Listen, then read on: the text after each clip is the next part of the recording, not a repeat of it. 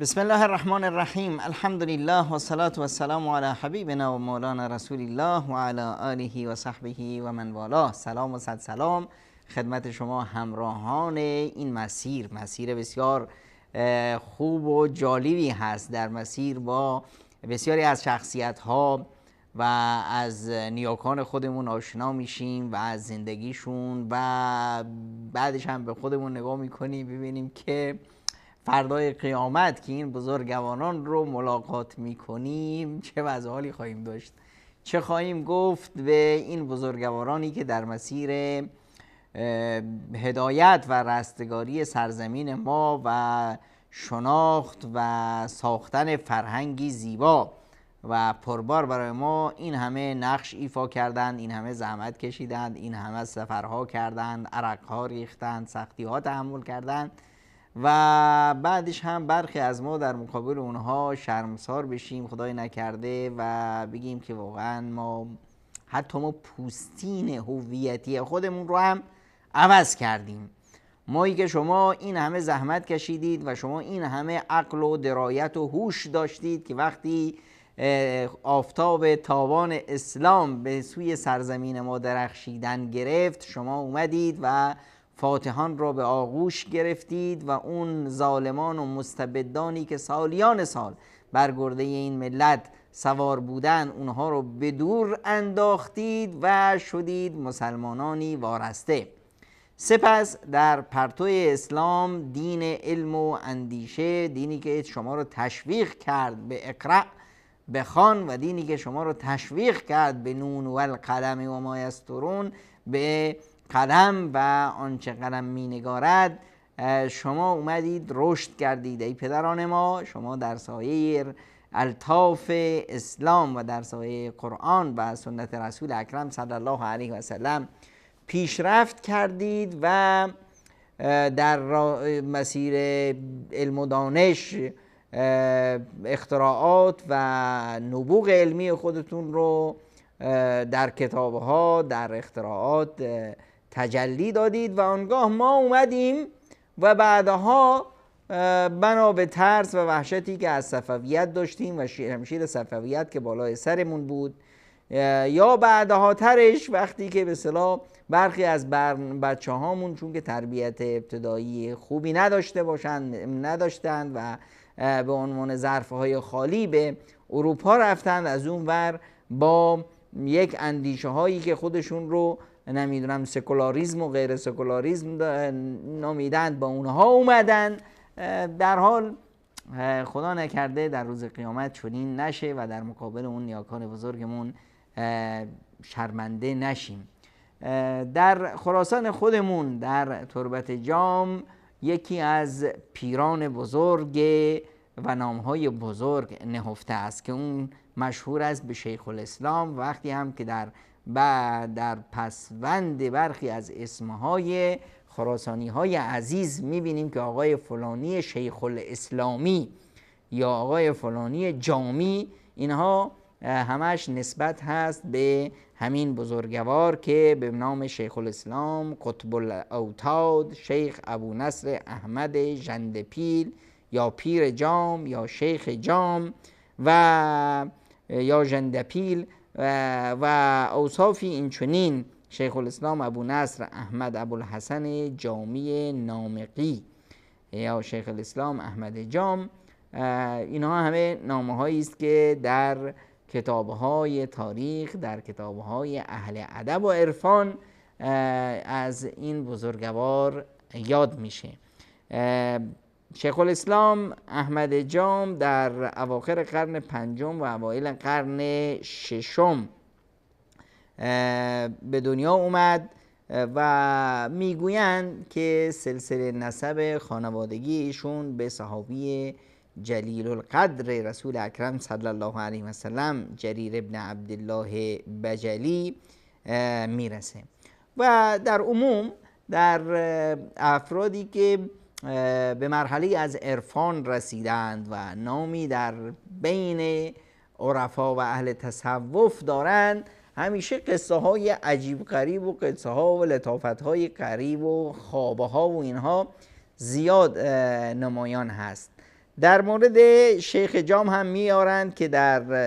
جوانی 22 سالی که داشت یک خوابی دید و همین خواب باعث تغییر و تحولاتی در زندگی ایشون شد. در هر سو ایشان از عارفان دوره سلجوقی شمرده میشن و در مورد زادگاه ایشون میگن که ایشون در نامق از دیار ترشیز و همین بهشون ترشیزی هم میگن یا کاشمر فعلی که به اصطلاح به دنیا اومدن و در تربت جام در شهری که به اسم ایشون تربت جام یعنی خاک به اصطلاح خاکی که تربت شده است، قبر شده است برای امام شیخ الاسلام احمد جام، یعنی این شهر به نام ایشون به اصطلاح نامگذاری شد که قبلا ظاهرا اسمش معدآباد بود، بعدها به تربت جام شهرت یافت چون که این عارف بزرگ در این خاک خفته است. در مورد عرفا همچنین میارن که یک مدت زمانی رو از انظار عموم غیبت میکنند و میرن به گوشه نشینی و تفکر در آلاء الله و از اینجا برخی از عزیزانی که مشرب صوفی گرایی دارن دیگه عزلت و گوشه‌گیری و نمیدونم خانقاه نشستن رو به اصطلاح برای خودشون توجیه میکنن. در هر حال میگن که امام شیخ الاسلام احمد جام 18 سال رو در عزلت نشست، اما وقتی هم که عزلت میگن که در پژوهش قرآن و تفسیر به سر برد. پس به معنای یا به عبارت دقیق تر میتونیم بگیم که ایشون 18 سال رو در طلب علم بودن در تخصص قرآن کریم و تفاسیری که در اون زمان وجود داشت و به اصطلاح شدند یک انسان شیفته قرآنی. در مورد ایشون هم آوردن که در شمار خوش اقبال ترین و ناشناخته ترین چهره های تاریخ عرفان و تصوف هستند و میگن که هرچند این اقبال و شهرت بی سبب نبوده و این ابهام و ناشناختگی نیز بی دلیل. شهرت و ابهام در دروی سکه شناخت شیخ جام است، شهرتی که به مدد مقامات‌های متعدد و انبوه داستان‌ها و حکایات مریدان مقامات نویس به اوج و مرز افسانه رسیده است که بعد از اون عموما اینطور اتفاق میفته که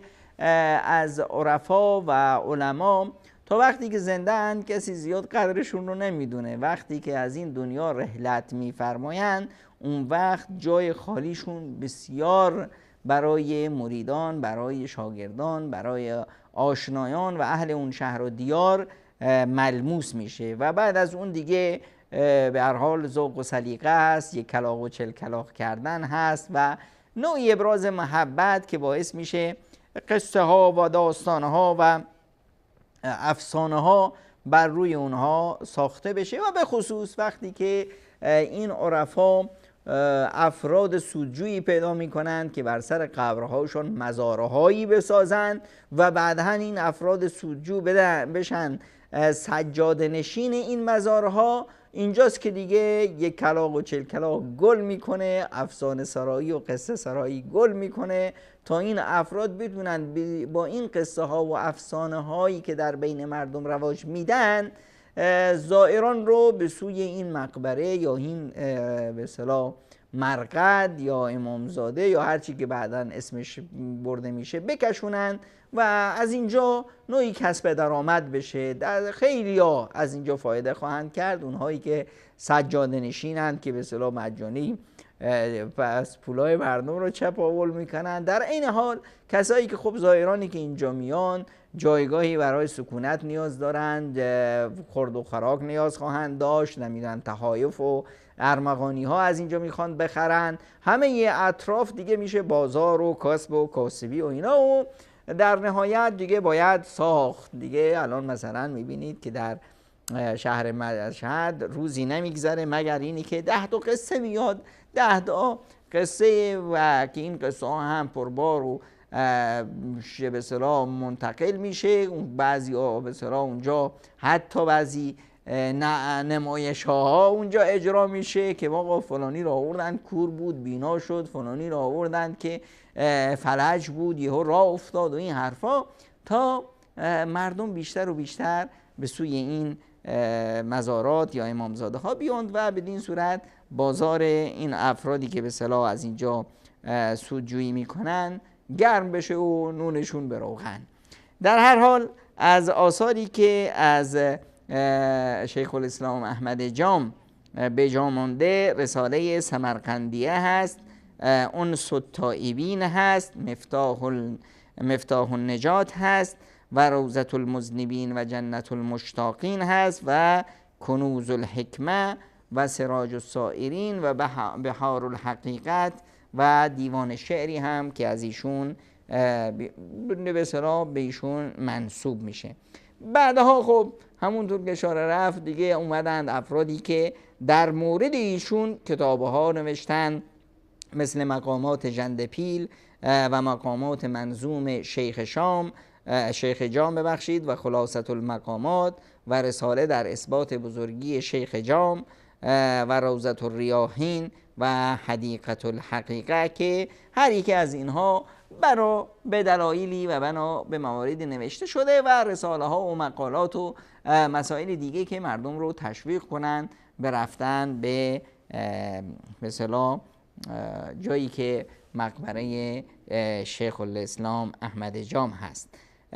از عبدالرحمن جامی که باز همشهری ایشون هست و عارف قرن 9 هجری است و از وابستگان معنوی این عارف هست، در وصف شیخ جام میفرمایند که مولدم جام و رشحه قلمم جرعه جام شیخ الاسلامی است، لاجرم در جریده اشعار به 2 معنا تخلصم جامی است. که من اولا چون که اهل جام هستم بسیار تخلص جامی دارم و دوم این که علم و اندیشم رو عرفانم رو از نوشته های شیخ الاسلام آموختم. در نتیجه من جامی به توان 2 هستم، از 2 سبب من تخلص جامی به خودم میگیرم. در هر صورت شیخ الاسلام احمد تربت جام و احمد جام و اهل تربت باید همه بچه های خراسان و اهل تربت و ایران زمین این فکر رو بکنند که این شهر بزرگ به نام شیخ الاسلام احمد جام نامگذاری شده که به اصطلاح میتونیم بگیم که پدر بزرگ اهل این شهر هست و خیلی ها خودشون رو نسباً به ایشون منسوب میکنند، خیلی ها شهروندیشون رو به ایشون به اصطلاح نسبت میدن و خیلی ها به خاطر اینی که شاگردان ایشون هستند یا نیاکانشون شاگردان ایشون هستند. در هر حال وقتی میبینیم که آقا این شیخ الاسلام هویتش چی بود، میبینیم که هویت دینیش، اخلاقیش، فرهنگیش بود قرآن و سنت رسول اکرم صلی الله علیه وسلم و شیفته مکتب رسالت که در نوشتهاش این دیده میشه. از جمله مثلا در صدق ابوبکر صدیق ایشون می آورند که ابوبکر صدیق لا اله الا الله محمد رسول الله بگفت، چون به صدق گفت درجه اعلا یافت. یعنی در وصف ابوبکر صدیق ایشون چنین میگن و در مورد دوستی صحابه رسول اکرم صلی الله علیه وسلم شیخ جام یک قاعده میذارند که اسمش رو میگن قاعده 3 آن است که جمله یاران رسول الله صلی الله علیه و سلم جمع داری در دوستی و نیک گفتن، که همه صحابه رو باید دوست داشته باشی و در وصف اونها شعر و شاعری بکنی و اونها رو ذکر خیر بکنی و هیچ کس را از ایشان بد نگویی. از صفت یک مؤمن این هست که هیچی که از یاران رسول اکرم صلی الله علیه و سلم رو بد نگه. کسی که اگر بد گفت یعنی اینه که شیخ جام از اون متنفره، رسول اکرم صلی الله علیه و سلم از اون متنفره، خدا از اون بیزاره. چرا؟ چنان که خدای عزوجل در کتاب عزیز خویش فرمود والذین جاءوا من بعدهم یقولون ربنا اغفر لنا ولاخواننا الذین سبقونا بالایمان ولا تجعل في قلوبنا غلا للذین آمنوا ربنا انك رؤوف رحیم. بار الها، حالا بذاریم که ترجمه آیه رو از شیخ الاسلام بخونیم که و نیز آنان راست که پس از اینان آمدند، یعنی انصار میگویند پروردگارا ما را و آن برادرانمان را که در ایمان آوردن از ما پیشی گرفتند بیامرز و در دلهای ما هیچ کینه‌ای در حق کسانی که ایمان آورده اند قرار مده. پروردگارا تویی که بخشنده مهربانی. حق سبحانه و تعالی ما را بدان بستود که ما ایشان را دعا کنیم و نیک گوییم، پس شاید ایشان را بد است و از جمله ایشان ابوبکر را فاضل تر گوییم، پس عمر را، پس عثمان را، پس علی را رضوان الله علیهم اجمعین، زیرا که ایشان نشستند به مقام رسول الله به اتفاق جمله یاران. یعنی اختیار این صحابه رسول اکرم صلی الله علیه و سلم به امارت و خلافت بعد الرسول به این ترتیب که ابوبکر، عمر، عثمان، علی رضی الله عنهم، این به اتفاق جمله یاران بود و این در واقع اولین پادشاهایی بودند، اولین خلفایی بودند که در تاریخ بشریت به صورت مشوره و از سوی فقها، علما و اندیشمندان روز انتخاب می شدند. در تاریخ بشریت همیشه یا کسی با شمشیر حکومت می کرد و کسای دیگر رو می کشت و خودش می شد پادشاه، یا اینی که وراثتاً پادشاهی به اون می رسید. این عقل پوسیده ای که حتی در برخی من ما مسلمان ها هنوز این فرهنگ، چون که از نیاکانشون از زمان جاهلیت هنوز در اونها به اصطلاح مونده بود، تصورشون بر این هست و تصور بسیار ابلهانه ای که اسلام اومد اینها رو پاک کرد. اسلام اومد که شیوه زندگی رو کلاً، شیوه اختیار و مسئولیتات، به اصطلاح انتقال مسئولیت رو کلاً بر مبنای شایسته سالاری قرار داد. که این افراد میان بگن که مثلا بعد از رسول اکرم صلی الله علیه و سلم مثلا داماد ایشون یا نمیدونم پسر عموشون اولاتر از هنوز همون عقل پوسیده ای که از زمان مثلا قبل از اسلام، زمان جاهلیت بود که پادشاه میمرد باید پسر عموش، نمیدونم بچهش، بچه نداشت دامادش، داماد نداشت برادرش، چیزی به اصطلاح سلطنت برسه، در حالی که منهج و مرام اسلام غیر از این بود. و ایشون میفرمایند که و ایشان نصرت کردند مردین خدای عزوجل را و ایشان بر جای بداشتند قواعد دین و شریعت را و ایشان بگسترانیدند بساط دین در آفاق جهان به توفیق ایزد تعالی. در مورد حضرت علی رضی الله عنه هم جمله زیبایی رو میارند که بخیل سرانجامش چنین است که در دنیا چون فقیران زندگی میکند و در آخرت هم مانند ثروتمندان بیچاره محاسبه میشه. میفرماید که قال علی ابن ابی طالب کرم الله وجهه البخیل مستعجل الفقر یعیش فی الدنیا عیش الفقراء و یحاسب فی العقبى حساب الاغنیاء، که بیچاره بخیل اینه که در دنیا چون فقیران زندگی میکنه و در آخرت باید چون ثروتمندان حساب پس بده. و در مورد عمل شرط اساسی هر کاری رو ایمان میدونه و میفرماید این همه از بهر آن گفته آمد تا هر چیزی که میکنی و میگویی بر اصل کنی و گویی، بر اصل ایمان، و چیزی که میجویی از معدن آن جویی تا بیابی. ابوبکر صدیق که درجه صدق یافت به اول قدم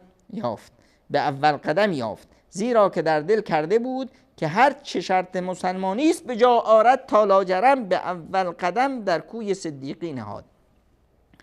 و عبدالله ابن ابی سرکرده منافقان چند سال در راه اسلام می گفت قدم راست می نهم، چون نه راست بود نی به اول و نی به آخر، همه بر هیچ بود. اکنون بدانستی که چه می باید کرد بر سر کار اول قدم راست باید نهاد تا مقصود حاصل شود، که در هر کاری میخوای بکنی باید اخلاص و ایمان مد نظرت باشه و اینی که اون کار رو برای رضای خداوند متعال میکنی، تا همونطور که حضرت ابوبکر به صدیقیت رسید شما هم مورد قبول درگاه منان قرار بگیرید. این هست شیخ جام و نوشتهاش و در وصف صحابه رسول اکرم صلی الله علیه و سلم، و در عرفان و در شعر، حتی دیوان شعری به ایشون منسوب هست که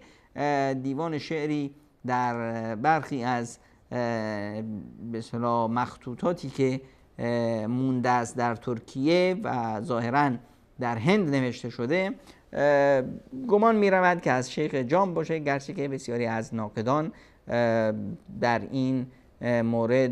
ملاحظاتی دارند و باید روی اینها کار بشه تا معلوم بشه که چه چیزهایی از شیخ الاسلام باقی مونده و چه چیزهایی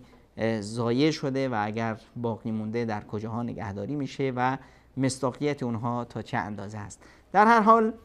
باید اهل خراسان و اهل سرزمین فارس این رو مد نظر داشته باشند که ما تا برنگردیم به هویت اصلی خودمون همینطور راه به بیراهه میریم و همینی که هستیم میمونیم، نه نبوغی خواهیم داشت و نه موفقیتی، چون که به اصطلاح راهی رو که باعث موفقیت و سرفرازی نامداران این سرزمین بود رو رها کردیم.